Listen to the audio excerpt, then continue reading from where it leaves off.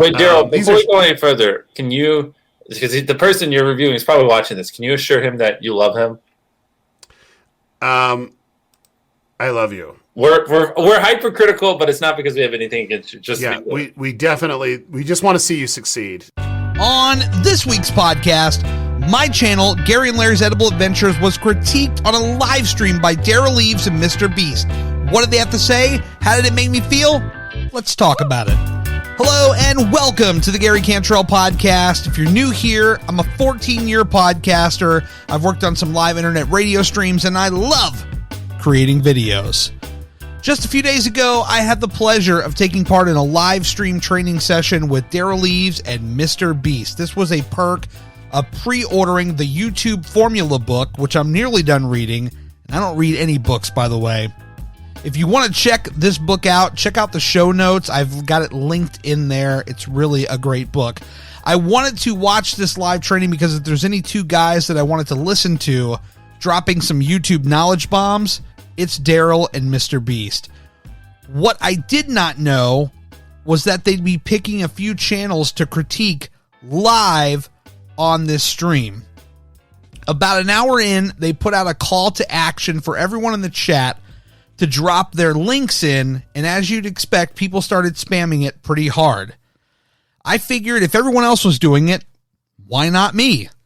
I started spamming the link every second. I don't know what it was about my link that caught Derral's eye, but lo and behold, he picked me. So let's look at this channel. How's that sound? This is Gary and Larry's Edible Adventures. Nice. I was super excited for all of about 10 seconds, and then the doubt set in. What if they see stuff they don't like? What if they literally pick apart every little thing? What if they tell me that what we've been doing all along is wrong? These are the thoughts that went through my head at that time. My heart was pounding out of control as Mr. Beast asked. All right, so reviewing Chick-fil-A Spicy Deluxe Sandwich. I'll let you kick us off on this one. What are your thoughts on that thumbnail? Like, I don't get season 2. I just looking at this, but like the thumbnail, there's a lot of red going on. I don't know. So, two things here. Allow me to explain. First, on the whole season 2, season 1 playlist, when we came up with the idea of this channel, we kind of envisioned it like a television show, which is broken up by episodes and seasons. We didn't have anything specific to designate one season from another, so we kind of just decided that a season would be the year's worth of videos. So, for instance, any video from 2020 would be season 1. Season 2 would be like 2021, so on and so forth. I've since changed the name of these playlists to simply 2020 or 2021, and maybe that makes things a little more clear. I think there is a number of issues to address on our channel, and I'll run through some of these realizations as we keep going here. Now onto the thumbnails. Up until about a month ago, I thought our thumbnails were shit.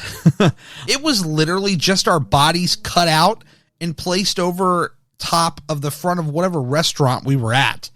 I then took a Saturday afternoon and updated nearly all of them because I knew, like, in time that these were not so great, that maybe there's a lot going on. Maybe they're a little too busy, if you will. So the idea was that we'd pick the brand's colors of whatever place we were at. In this case, Chick-fil-A, as you heard him mention, the color of Chick-fil-A is red and white. So the thumbnail was bright red background with the white outline of us and a white Chick-fil-A logo.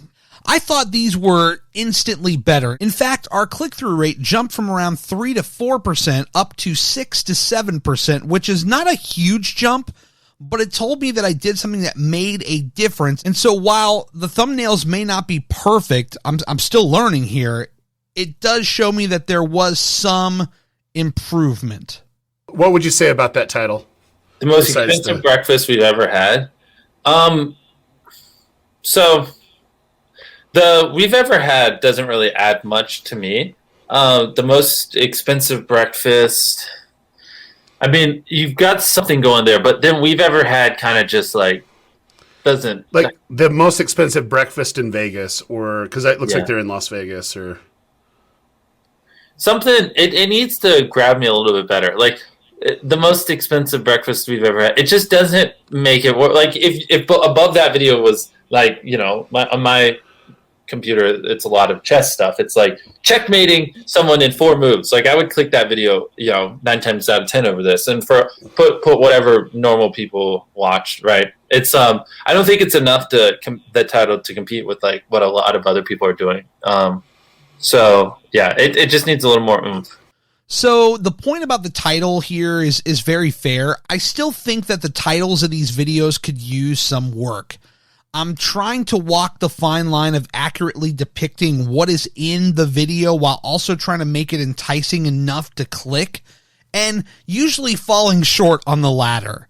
I could have just as easily called the video Cafe Americano Las Vegas Review or something like that, but that just doesn't seem interesting to me. So the goal here was to personalize it so that if someone was scrolling past, they'd say, oh, that must have been some expensive food. And if they're looking for food videos, maybe they'd want to click on it. I ultimately ended up changing the title to A Very Expensive Las Vegas Breakfast, which I think kind of walks that fine line of compromise to me where we're still holding true on the title, and not just trying to bait people in. The intro, he has 14 seconds of B-roll or whatever, 12 seconds, but he's filmed the VO while he's in the restaurant, so there's a lot of background chatter, which is a huge turnoff. Honestly, didn't quite grab me as well as it could have. So I have no problem with what they said here. We've got the establishing shots of where we're at, which I personally don't see a problem with, but you've got the trash audio, and I knew when we went back to watch the video later, it was trash. I thought of putting narration in there for the intro and then going back to us at the table. This is kind of before we got the new mic for the camera, and we were just using the onboard audio. And I know what you're thinking, or what some of you might be thinking. It's like, well, if you know it's trash, why do you use it? Because, like, we spent all this time making these videos. I just don't want to throw them away. Like, I don't see the need in that. And you could easily make an argument like, well, geez, you know, somebody might come across this. This might be the only video somebody's going to see, and they're going to say, wow, this video sucks, and they're never going to watch anything again. You might be right on that. That's entirely possible. But for us, it was just like, you know, here's these Vegas videos. People, they might see that we're still relatively new. They might give us a break. Maybe they'll click on another video that's not Vegas and see that, you know, we're starting to figure this out, where we've got better video, better audio, et cetera, et cetera. So it was kind of the idea of, you know, just leaving them up, putting them out there. And it's like, hey, we're still learning, you know, like if you come across our channel, you would see that, like, you know, we still have a very small following, and we're still learning, and we're still, you know, trying to figure all this out. And this goes back to an entirely different point where I'm just kind of wishing, like, God, maybe they should have clicked on that damn Chick-fil-A video and not one of these Vegas ones. the eating White Castle in Las Vegas. So the first thing that I think of is, why do I care? Okay, Derral, this right here is the one part where I do take an issue, like where he says, why do I care about, like, White Castle? This is the only thing where I might say maybe they don't get, like, what we're trying to do here. So most food review videos that I watch, it's all the same shit. And I don't say that to speak negatively on it, but there's a format to it. When you tune in, you kind of already know this, and you're watching for, like, 2 reasons.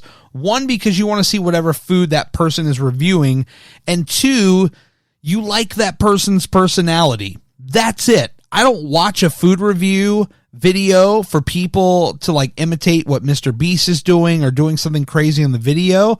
I just want to see what the food is and the person reviewing it. That's it. One thing I'm just noticing in the 4 thumbnails here that aren't shorts is, or 3 of them that aren't shorts, there's 2 people in each of them. I think for your food testing videos, you should just have someone eating the food, 1 person, and the food, and that person's the focus. Like, having that second person there doesn't make it more clickable. I'd grab a better subject picture of you. I'd get rid of your friend, and then I would just make the background interesting. Like, you know, have it where they can actually see White Castle. And if you did that, you'd set yourself up better. This part right here, I found to be probably the most interesting part of this entire review. I never thought that the two of us in the thumbnail would be so distracting or like a problem. I always figured, like, since it was Gary and Larry's Edible Adventures, that the thumbnails would match that and you'd see both of us in them. Him saying, like, drop the other guy, sorry, Larry, and frame up the thumbnail a little differently is actually very helpful to me.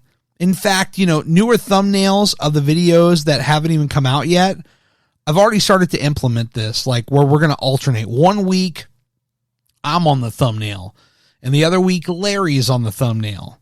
That way, we're both still represented, but now we can try what Mr. Beast is saying here and see how big of a difference it makes just having one of us on the thumbnail instead of two. All in all, it was a little bit jarring and shocking to hear these guys review my channel live, and it wasn't easy to stomach at first.